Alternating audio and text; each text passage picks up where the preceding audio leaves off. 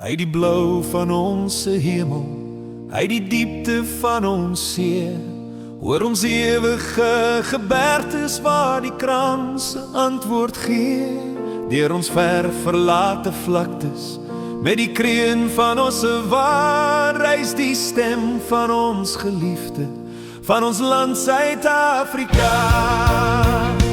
Ons sal antwoord op jou roepstem, ons sal offer wat jy vra, ons sal lewe, ons sal sterwe, ons vir jou Suid-Afrika.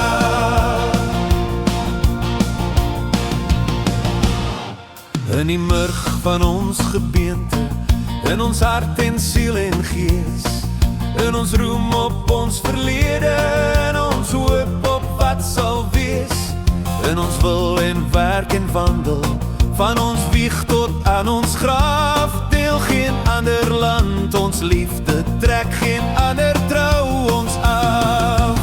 Vaderland, ons sal die adel van jou naam en ere dra, waarin trou as Afrikaners, kinders van Suid-Afrika.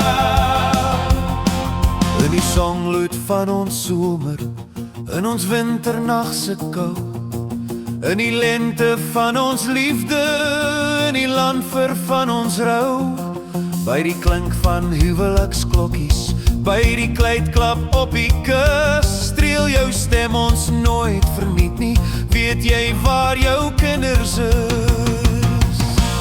Op jou roep sê ons nooit nee nie, sê ons altyd, altyd ja, om te lewe, om te sterwe, ja. Ons kom Suid-Afrika.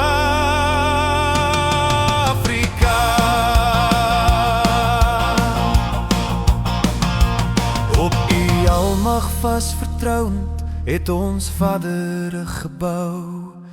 Skenk ook ons die krag, o Here, om te handhaaf en te hou, dat die erwe van ons var, vir ons kinders erwe bly. Knegte van die Allerhoogste, teen die hele wêreld vry. Soos ons Vader vertrou het, leer ook ons vertrou, o Heer. Met ons land en met ons nasie sal dit wel wees, God regeer.